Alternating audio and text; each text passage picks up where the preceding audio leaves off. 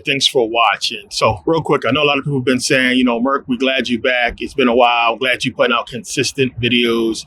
But you guys got to understand, like, you know, I went through a lot of stuff. A lot of stuff happened. And that's life. And that's what happens. When you go through things, you got to take time out from some of the things you love to do. And for me, I love putting out this information. I've been doing it for almost 2 decades on YouTube.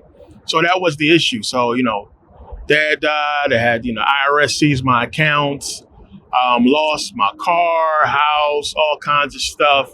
I had to really, you know, make a lot of different moves. But that's the good thing about being educated and having knowledge, because like if you fall, you know how to climb back up. And knowledge is power, which is why I share it, because if you got the knowledge of how you made the money, you can always go and make the money back again, which I did.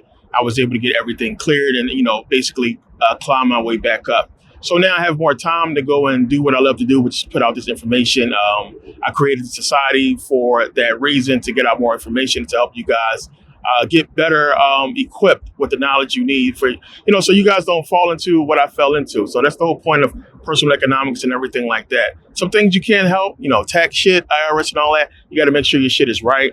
My situation was different, which I described before, but, you know, it is what it is. But I'm glad I'm back. I appreciate everybody who stuck around and stuck with me. It's tough a lot of times to crawl out of a deep hole, but you can get done anything you need to get done. So yeah, I hope you guys take that with you and just, you know, don't worry about where you at in life. You can always get to where you need to be, or get back to where you was.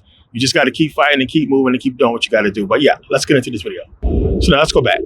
End of World War II, right?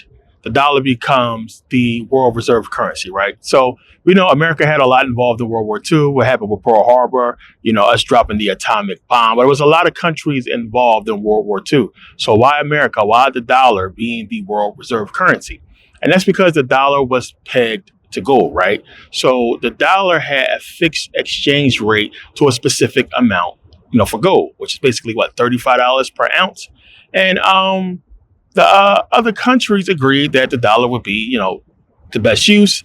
And they picked the dollar, right? So now you could basically take dollars and buy gold, which we know Nixon basically banished that whole thing and got rid of it. So you couldn't no longer exchange dollars for gold or what have you. And what replaced that would be fiat currency, right? What we have today, whole fiat currency, which is bullshit.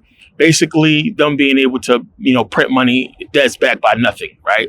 So the reason why gold is really important, the reason why it's a big deal to have a gold-backed currency, is because when you have a gold-backed currency, you can avoid things like inflation, because the dollar will be backed by a specific price for what gold is, right? So you would avoid inflation, which we know inflation is the cause of things going up. So if you're trying to buy something that costs, you know, $100, and you saved up $100, right? So now by the time you save that 100, the cost of that good or service has went up, right? This is inflation. So now your $100 isn't worth $100 anymore, because what you're trying to use it for to buy isn't the same price anymore, right? So think about that, but in terms of gold and oil and commodities, what have you, this is a big deal, because now if I'm buying dollars and I'm hoarding dollars to buy specific things like gold, oil, and anything else that's priced in gold under the whole dollar being the world reserve currency, I should say, anything priced in dollars, then now I have to make sure I have enough dollars. But then every time I have enough dollars and I go to buy specific things, the cost of those goods and services goes up, meaning my dollars are not worth what they was when I got the dollars, right? Inflation, it's a big deal, it's a problem. But if it was fixed to a specific price for the commodity, which would be gold, then we don't have that problem, right? Gold is gold. You don't have to speculate on gold. It's going to go up, and it shouldn't never go down. But if it go down, it's going to be a reason why it go down. You know, it's going to go up because we know we have gold. The gold is there, right? So gold would be the best thing, and silver, what have you. Any type of real precious metal or real commodity, it will be the best thing to back, our currency by, right? So everybody agreed on that. This was good. Nixon came along, got rid of the whole thing. Now that's a problem, right? So now you would think back then for, the Middle East, for African countries, they're like, well, shit, bet, because we have an abundance of gold. Not so much, what the other countries, we know a lot of the gold is in Africa.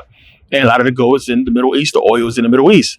right? So they will be happy with the whole situation, which now you understand why we had these invasions, we had these problems, because now once you get, which I told you guys before, to get into the whole esoteric background of World War II, as I told you, World War II was done so they can have a basic, European New World Order, right? And that's what, World War II brought about, a New World Order for Europe. We had the whole, European Union and everything that came out of that. And then the dollar being the world reserve currency. And then now in America, after that, going into every country to basically rape them more resources and basically change the way the world was going to be run, right? So we have that. So now these other countries are sitting back and they looking like, well, damn, everything is good as long as this stuff is backed by gold. We have that, right? Okay, you want to price oil in dollars? Cool, we have plenty of oil. But now once you get rid of that, that's an issue, right? Now, of course, America has gold. We have oil. But it's different because you have gold and oil on private lands. And you have to not only pay people in America a very decent wage to dig up that gold and get that oil, but you also have to buy the land itself and probably give the owner a percentage of what you pull out of the fucking ground, right? But you go to Africa or you go to the Middle East, guess what? You don't have to do the same thing. You can go in there and pay these people pennies, right? Or you can arm their enemies to go in there and drive them out of the land. And they basically need you for protection. So they allow you to come in there with your machines or what have you and take the shit out of the ground because you're providing protection and food or what have you, or aid or whatever you say you're going to provide for those services, right? So we can do this. We're going to cut the goddamn, exchange for dollars for gold, because now we got you suckers like Japan and China to buy a shitload of dollars so you can have dollars to go and buy gold and oil, right? Or so they thought, but we're going to get rid of it. So now I'm sitting on all these dollars, right? Now you control inflation, America. What's happening? You control the price of oil. You control the price of gold. Things are fluctuating. It's a trickle-down effect throughout the economies around the world because now America controls all this. So people are getting pissed off. Countries are getting pissed off. They want something different. But America can now, and all these other countries follow suit. We can go into Africa. We can go into the Middle East. We can go into these other countries. We can pull resources out of the ground. Gold, whatever, minerals, whatever we need to pull out of the ground, anything that's basically priced in dollars, we can pull out of the ground for way cheaper, right? So this is how we're going to get around all the bullshit. So this is what they do. But now people tired of it. They're tired of America doing what it's been doing. We're seeing what happened to Gaddafi. We're seeing what happened to Saddam or what have you. So now you have other countries being smart and they're forming different alliances. So now we have BRICS. And BRICS basically come together. America's not involved. France is not involved. Britain is not involved, right? Japan is not involved, right? All the allies of America is not involved. But these other countries are involved. And they come together basically to try to change this whole situation, which has been a problem for countries for a long time. And you guys got to understand fucking karma. You got to understand that you can't do what America has done for so long and keep getting away with it. The time is going to be up, and that time is coming. It's coming. And a lot of countries are coming together. And again, this is going to be seemingly so for the people who don't understand, but there are, puppeteers, there are masters, there are people in the shadows making this all come true. And for anybody who's not in the understanding or consciousness of what this stuff is all about, it's going to look like a normal cause and effect situation, as I said to you guys before, where this whole thing is being orchestrated and has been orchestrated since the beginning, for those who understand, right? So BRICS is here. And BRICS is forming and getting bigger, and BRICS is set and poised to take over as being the dominant force throughout the world with these countries coming together. But there's a problem. And that brings us to this video, right? What's happening in Burkina Faso?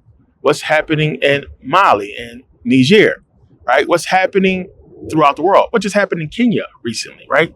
So in Kenya, we had AFRICOM, but we know AFRICOM is bullshit. It's fucking America basically going in there and checking on their African puppets to make sure everything is good, right? So now it just so happens, they do this in May a lot, to be honest, but we know what happened with Ibrahim Traoré and, the General Langley, the black general in America. Funny, his, last name is Langley, and they picked a black fucking 4-star Marine general to be, to spearhead this whole thing, right? right? And you see him and you see the whole squad he got here with him and everybody that's over in Africa. And he sat down and he took questions and they basically asked him, is he going to change his statement on, what he said about Burkina Faso? He basically gave credit to Ibrahim Toure, if you guys saw the interview. And he basically saying like, these guys are doing what they have to do for their country or what have you. But his whole thing is this. His whole thing is basically saying, well, he's using his country's gold to protect himself because he has to worry about Al-Qaeda, ISIS, right? And these other rebels coming in there looking for refuge, right? Looking to train Burkina Faso people and basically use their land as a refuge or what have you. So he's telling them to beware, right? Now, to me, that's a threat. Because he's basically telling you that's who they're going to sick on these people to basically try to destabilize them. And this is what I talked about before, understanding how they use the rebels. And throughout history, you pay attention. Just look at it, backtrack it. Al-Qaeda, right? ISIS. We train these people. We give them weapons. It's already been proven.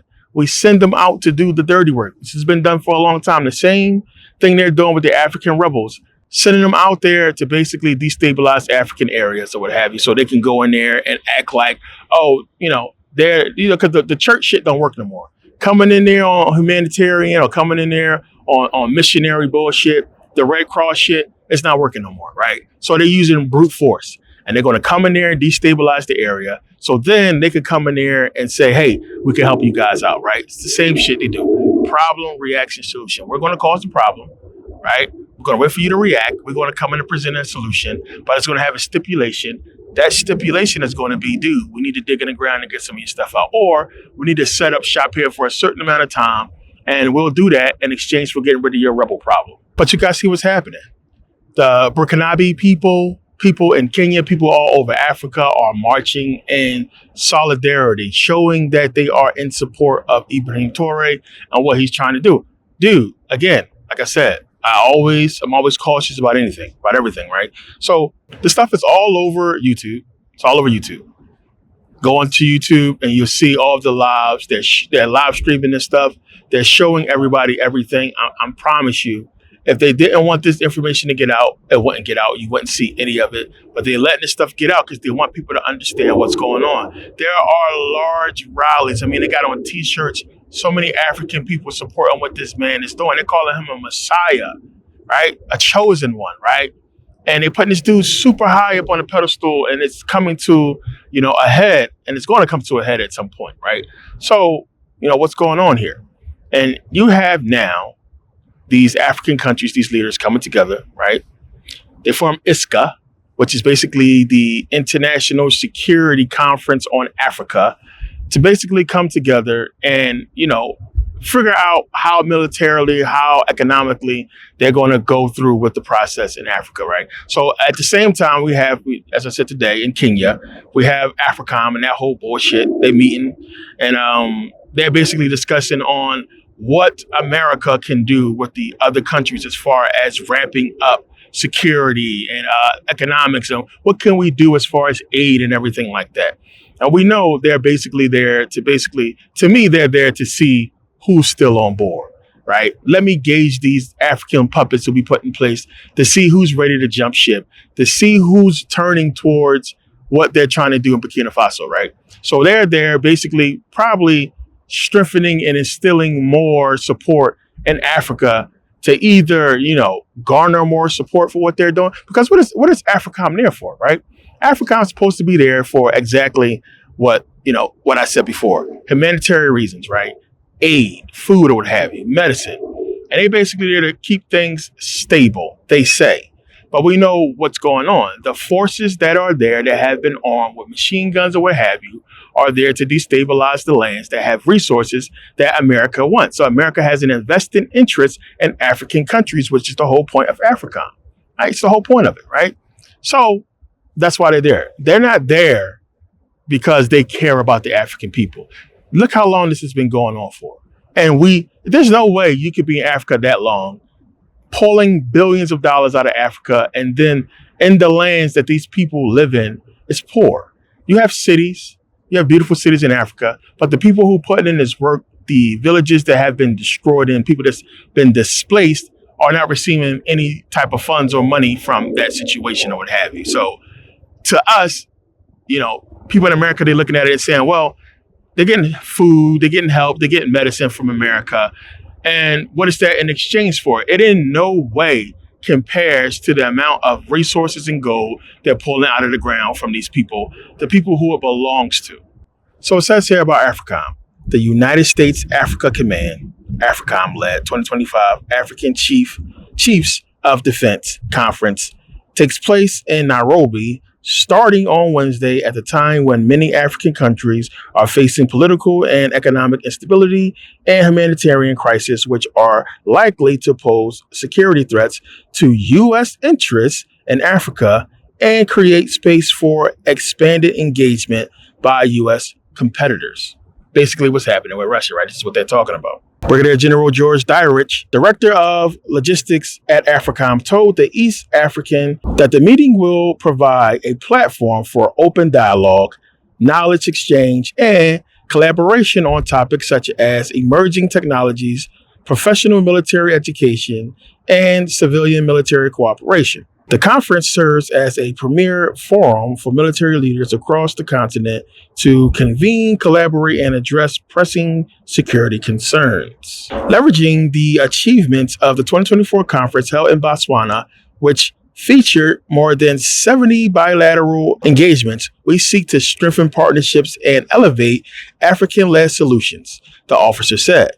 This year's theme is Strengthening African Security, Sustaining Unity of Effort. In 2024, the Gaborone Conference focused on shared security and stability challenges, fostering partnerships and exchanging knowledge. This is a big event, Brigadier General Dyrich said. It's really where the U.S., this time co-hosting with Kenya, brings in military leaders from all over the continent to discuss some of the challenges and come up with collaborative solutions on how we can address some of them. So collaborative solutions, right? Collaborate with what? Have they been collaborating with Africa? If they was collaborating with Africa, then we wouldn't have these problems that we have. Now, we have so many other countries having issues with France, right? Dealing with other countries, but behind the scenes, we know America has a hand in so much that's going on over there, right? So here's the thing to where America can basically say, well, we're here as humanitarians. We come to Africa for aid to help the people out or what have you. And then most people are not seeing what's really going on and how we're in there training rebels, arming people, causing destabilization for everybody else, basically. And they're cleaning up. Dude, let's not forget. And this is what drives me nuts about the whole thing. Forget the politics. Forget all the bullshit. Everybody saying this and that. We know what happened. We know these people came together. All these leaders came together to basically decide how they're going to divide up Africa, right?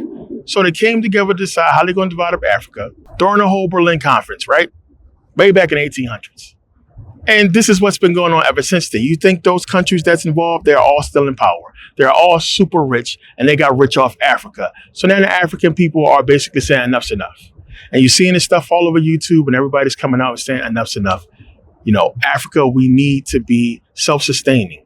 We need to control our resources no more. We don't want any more influence from the West. The West is the problem. They keep coming over, doing shit. They've been doing shit for years. And everybody's looking at Ibrahim Traoré and saying this guy is the Messiah. He is the one we've been waiting for. And you had a lot of people before try to do what he did, and they've been assassinated. They've been killed. And it's like, of course, I scratch my head. I'm always going to be skeptical about shit and say, why not this guy? Is it that he's just that good they can't get to him? What's going on? The fact that he made it out of Africa into Russia, got escorted, by a military escort with Russia. It's a lot with that whole situation that you got to pay close attention to and not just accept for face value. I think it's a lot more to the whole situation that a lot of people are not seeing. And I think it's being done deliberately. So I want you guys to just pay attention, right? And pay attention to everything that we're seeing. BRICS, right? So BRICS is basically showing you we have countries coming together to basically dissolve the superpower that is America. And Americans are we don't really care because we're looking at it with the arrogance and saying, well, America is America. Of course, this is not going to happen. And we have allies and so on and so forth. The fact that Japan, Britain, the US, right? France, none of these are involved. And that we having this trade issue with China, which is in BRICS. We're having this issue with Russia, which is in BRICS, right? So we're having these issues with people that's a part of a group that's trying to basically dismantle America as being the world reserve currency and being on top of the world. What do you think is going to happen? How do you think this whole thing is going to play out? Enter Africa, as I said before. Africa is the biggest wild card because now you having this and you having Africa poised to destabilize every fucking thing, right? You're going to have a major economic collapse in America at some point. And it's going to be a trickle-down effect with all of this. This is what I've been talking about in the society. This is what I've been preparing you guys for a long time. The writing's on the wall of what's coming. And there's a lot we're going to dig into with that whole thing. But this is setting the stage. And today was a big marker, which is why I'm doing this video, was a big marker for the whole thing with AFRICOM and the jargon in AFRICOM and what was being said. The fact that all this is coinciding around the same time with the events in Burkina Faso and the rise of Ibrahim Traoré is not a coincidence, man. And I'm not saying the guy is a puppet. I'm not saying he was placed there. I'm just saying this is very highly convenient. And the fact that Russia being involved with this whole situation is a big deal. Gold, that's the thing. Now, it's crazy. I would leave it alone. I wouldn't touch it if Burkina Faso had no gold. Because if this whole thing happened and it's just, rebels or let's just say, military coup or what have you, and there's no gold there, there's no resources, it doesn't matter. Of course, France wouldn't be in there in the first place. But the fact that there's so much gold involved and then now Russia's involved and then now that's the problem, right? And then now you're having the issues with Japan. We know what happened with Japan. Japan basically got with XRP. And it's going to be a big deal with XRP because they are basically going to use XRP, and they're already using XRP to facilitate their exchange of currency, right? And a lot more. So we know that's a big deal with that. But the issue, and I was just explaining this earlier, the reason why we had the Bitcoin drop, right? And it's another thing that falls into all of this. There's so much, right? The reason why we had the Bitcoin drop is because Japan, right? A lot of people don't know Japan holds over $1 trillion in US bonds, right? $1 trillion.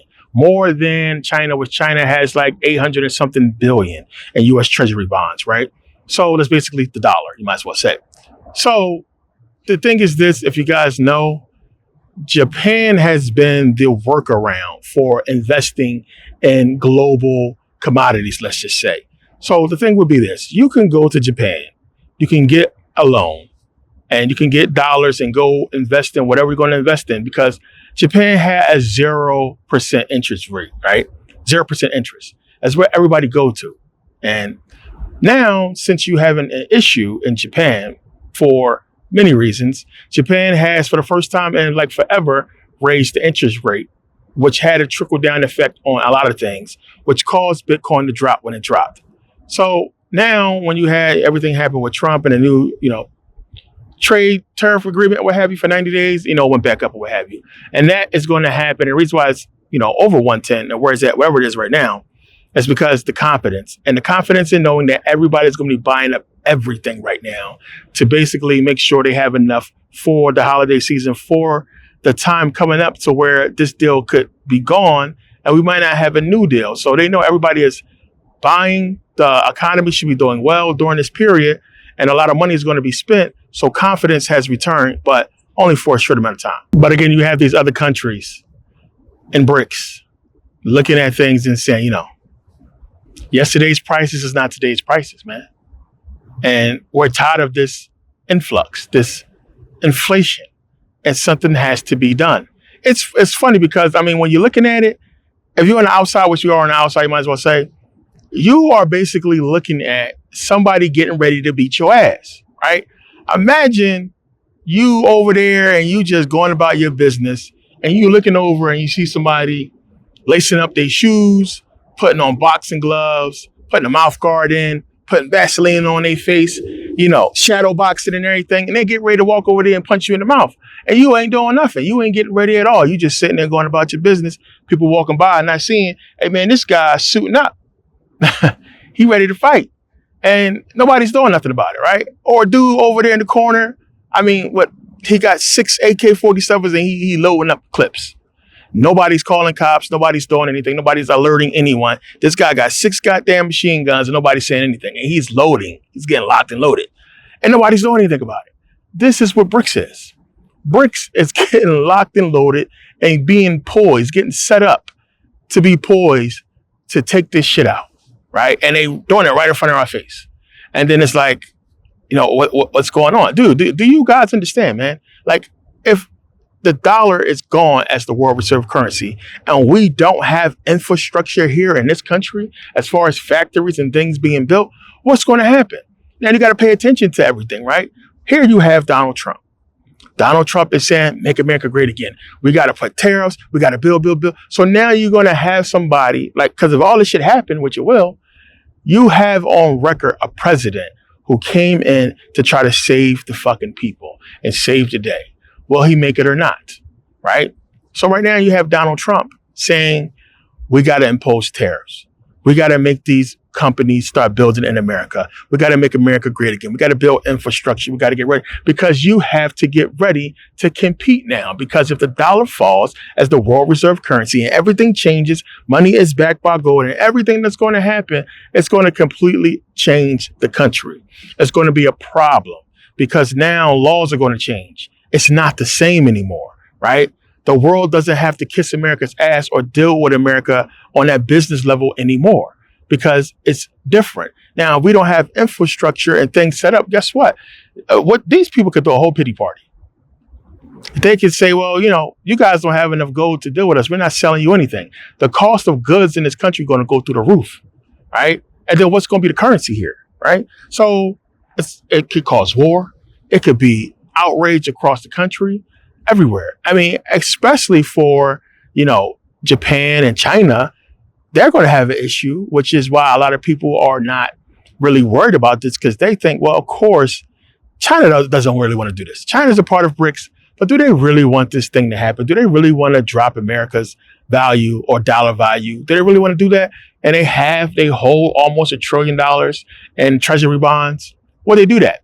And it's a lot to think about. And then not just that, just with the dependency that other countries have on America, as far as America basically importing so much from all these other countries. So can we afford to really collapse America and, you know, have to basically rely, I should say, on everybody else? And I guarantee you they're going to come to a point to where that's not going to be a problem. And it's happening, and it's happening slowly. Here it is. Africa is becoming China, right? Africa now is basically making and producing so many things right now. And it's just unbeknownst to a lot of people. A lot of what China used to do, they are now moving into Africa as far as manufacturing, right? They're not, and I talked about this in the last video. And I'm not sure if that was a society video or was it on YouTube, I forget. But what I talked about, I basically was saying and showing how Africa is moving how China is moving into Africa. They having good contracts with African countries, doing good business deals with African countries, promising these people what they promised them and giving terms. Basically saying, hey, we're going to front you guys billions of dollars. We're not dealing with any government in Africa. We're going to deal with public people, public corporations and companies, people who stepping out trying to do something to build the infrastructure of Africa. We're going to fund these people. In exchange for doing that, we're going to do business in your country for X amount of years, right? So now you have that. So if you're paying attention, everything around the power structure of America is starting to be challenged and basically it's going to lead to the cause of its collapse. Everything's being challenged. Everything is being changed, right? And then, dude, I'm telling you, a lot of people are not going to see this. You're looking at Donald Trump, man, and it's like, yo, everything that I'm saying to you guys to protect from the downfall of what's going to possibly happen, fucking Donald Trump is trying to fix that shit. And it's weird as shit to look at it because it's like, yo, of course, you know, don't get it twisted. I'm not saying, oh, he's a good guy, he's for the people. All this shit, as I said at the beginning, is all by design. So I'm not big up in this man as being a good guy or savior. He's a part of the whole fucking scam. I'm just telling you what is being shown to you people right in front of your face as Donald Trump being this fucking guy who's basically saying to the people what could possibly happen and what's coming. And nobody's looking at what that is. I'm probably the only person that's giving it to you guys in the video. Everybody else talking about specific things. Nobody's connecting the fucking dots. And it's right there. So there's a lot more to this. There's a lot that I left out because there's so much to cover. But I want to give you guys the gist of what's happening. And it goes back to World War II, believe it or not. That was the beginning, the establishment of the New World Order, basically setting up in Europe to cause this global collapse that's about to happen and bring about their one world order. Plain and simple. That was the beginning of it. And we're seeing, right, what happened from those events lead up to today, lead up to now. And there is a cause and effect of everything that happened, everything that took place. Israel plays a major role in it as well, which we're going to get into that coming up soon. So you got to step back and look, man, and pay attention, right? And, you know, I know a lot of people send me questions about the truth about Burkina Faso, Ibrahim Touré. Some people saying they don't trust it. Some people were skeptical about it, which I am, of course. What is the true goal of this man? Is he real? Is he legit? What's going on? And I say to you people, and I just, like I said, I'm not here to say whether he is or he is not, whether he's being used or he is not. Remember, people thought Dr. King was legit. He clearly was a puppet, right? So you got to pay attention, man, and just look at the tendencies of America, right? Everything America has done, everything the powers that be have done to keep us out of power. All of the coups, all of the assassinations, right? Everything that's been happening in Africa over the years. What happened to Patrice Lumumba? What happened to Gaddafi? What happened to Saddam? What happened to other leaders all over the world when they speak out and do something against the power of America? They're silenced, and they're silenced easily. So people are saying, oh, he's good because what's going on is those Africans understand his assignment and they're not selling him out. They've probably been approached a bunch of times. They are not selling him out. And, you know, we're notorious for selling out. That's what's been going on. And the whole question is a whole debate going on over the internet about, you know, what's the real enemy or who's the real enemy of black people. And of course, people say, well, white people, Europeans, of course. And the whole debate is like, you know, dude, black people have been the enemy of black people, the immediate enemy, right? The immediate danger to black people as far as the presence of a person is black people, plain and simple. We know who the puppeteers are, the puppet masters are, right? We know it's the Europeans, the white man, what have you. But the immediate enemy of black people have always been black people. They could not be in power if not for us, right? Couldn't be in power. You look at all the downfalls of so many people, so many leaders, it's because a black person helped them out. Plain and simple. Y'all not going to like that. Some people are not going to like it, but it's the truth. It's always been one of our own to bring down somebody, right? It's just how it's been.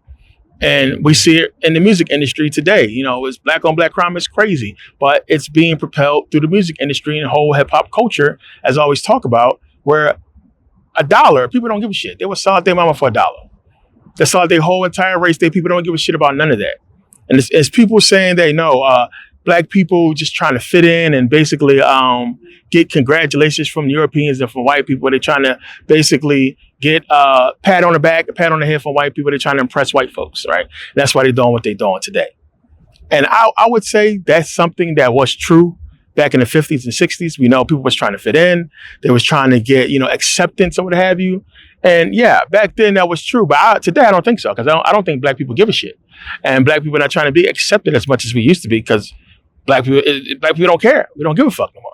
It's not the same. You know, we don't gotta fear walking down the street in white neighborhoods. We can walk wherever the fuck we want to walk right now, right? So they created a system of, you know, poverty, and money talks, plain and simple.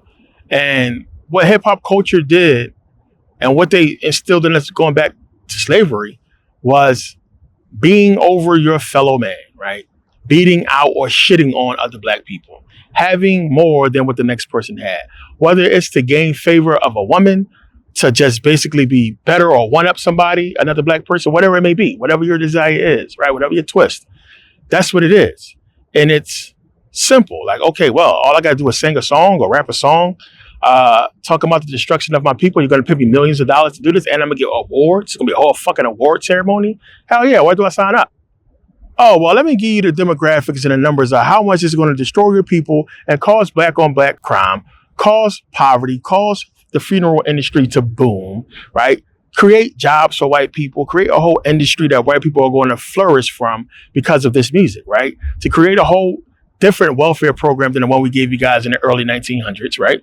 Create a whole different society of bourgeois black people and, middle class black people, poor black people, homeless black people, what have you, and just generally destroy your people. The X right here, sign right here. And these people gladly sign, right? Even with today, all the information is out there, people don't give a shit because you can't really blame them because again, all the media has to do is say something about a black person and everybody believes it. I mean, look at the Diddy situation. Before all this Diddy shit happened, we heard the news about Diddy. Tupac and everybody was talking about Diddy. All the rumors came out about Diddy a long time ago. But if he invited you to his party, you was going to come because wasn't nobody talking about it. That was the party to be. Every single one of you motherfuckers probably would have went to the white party if you got an invite just to brag that you went there, right? And then now with this going on, all that shit is out the door. Now he's a meme. He's a joke. Anybody that went to the party is suspect. Everybody want to discredit the man or what have you. But it's just all on his dick. I'm just keeping it real. So this is what happens. The media influence. And they basically use the power that we have against us, which our power would be the power of influence. We influence the world. We influence this whole country. And they've been copying off of us for fucking decades, right? And that's our power. It's been influenced. And they've been using it against us for a long time. So again, the sellouts, the people that we had problems and issues with, has always been us. So yeah, I started out this video talking about, the problems that I went through and everything that I faced or what have you. And yeah, it's a lot of people that was praying for my downfall and wishing ill will against me and what have you. And they were mostly black. I'll probably say 99% of the people was black. And even the problems I face on social media, people that see your comments, 99% of the time is black folks hating, right? And this is what it's been. You've seen it. We've all experienced it. The majority of hate comes from our own people. It is what it is, right? We have this energy of, envy, hate, jealousy to where we don't want to see each other succeed. And it's throughout the whole entire black community, right? There's only a few people that's real stand-up good people that when they see a black person doing good, they love it. You get the most hate from family members, people who are close to you, people who know you, right? Because they seen you at your lowest point when you didn't have nothing and they was doing better than you. They was shitting on you. And then now you stayed at a humble state, got your shit together, and then now you surpassed them and they can't fucking stand it. They can't stand it. So they hating on you, right? And this is, we see this everywhere. And it's just this energy that's been pushed into us since slavery and probably before slavery. Who knows where it comes from? And we have it. And it's been the downfall of black people for centuries. And is Ibrahim Traoré going to have to deal with this? Is he dealing with this now? We don't know. I'm pretty sure it's black people that's poised to sell him out if they have the chance to sell him out.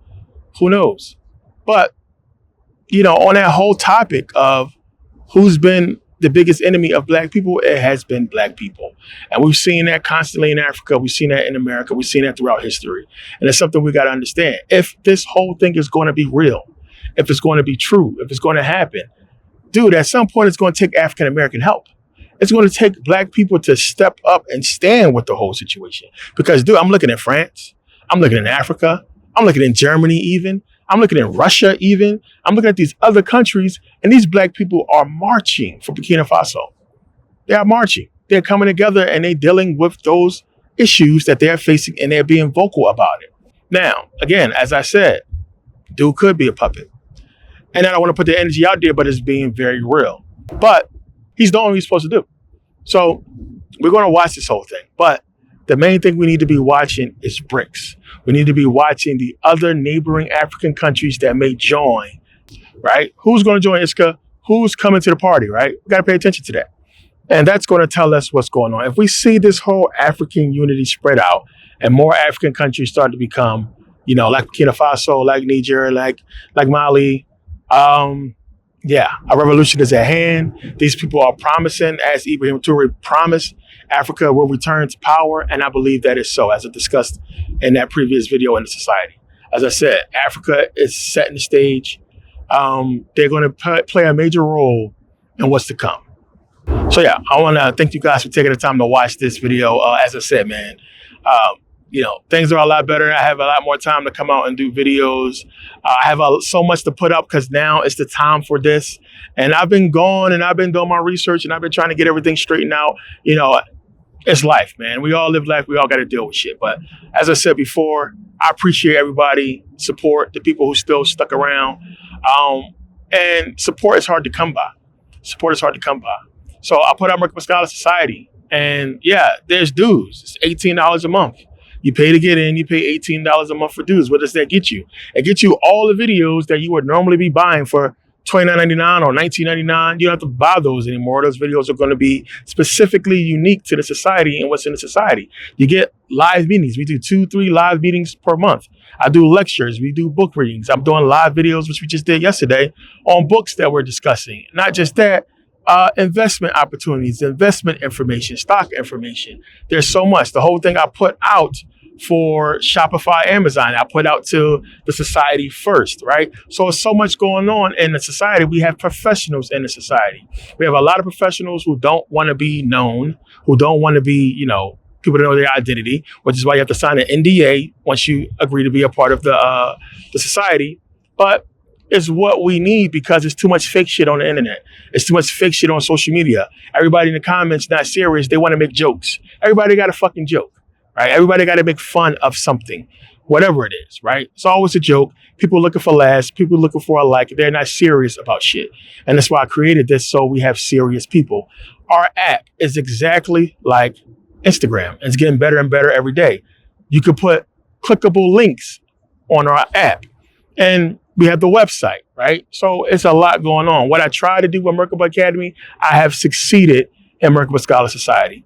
And people who don't want to pay the $18 a month, it's not for you. People who don't want to take the time to understand what's going on, it's not for you. But again, stuff needs support. Stuff like this has to be supported. And it's crazy because if you rather support your oppressor than support your mental liberation, we don't want you, plain and simple. If you rather support your addiction, support what's corrupting you rather than support your consciousness liberation, right? The liberation of your mind, the liberation of your knowledge, to open your mind to different alternative ways of thinking that's going to lead to you having more success in life, right? Of course you don't need me for that. You can find it anywhere. You can do it yourself. But I'm here. I'm putting the stuff out. The dues are for that reason, to help with the app, because I'm not a multi-billionaire. I'm not Facebook. I'm not Instagram or what have you. I'm not Twitter or X. I don't have billions of dollars to maintain, this app and everything that this entails. Not to mention all the videos and everything that I do, all the lives and everything that come with it. This is why it's $18 a month. Either you support it or you don't, right? So it is what it is. The people who have stood by and supported, I appreciate you guys. I'm glad you're in the society. The people who got a problem with the 18 or backed out, whatever the situation may be, it is what it is, right? But I'm here to tell you guys, we are our own worst enemy. We don't support each other. We don't back our own liberation. We don't back our own selves. We are so fucking, conspiracy theorists about every fucking little thing, even if it benefits us. And I fucking get it. You talking to the right one when it comes to that, I understand. But it's a such thing called proven, right? I'm proven. I've been here for a long time. I've been doing this for a long time. The information speaks for itself. It is what it is. The people who appreciate that and appreciate what I do, they're in the society. They understand, they get it. Now, as far as $18 a month, some of y'all gonna say, man, that's too much money. That's a lot of money. But I gave you the Shopify course. I gave you guys a way to make the $18 and more a month. All you gotta do is put a little bit of work and you change your whole entire fucking life just off of that course, right?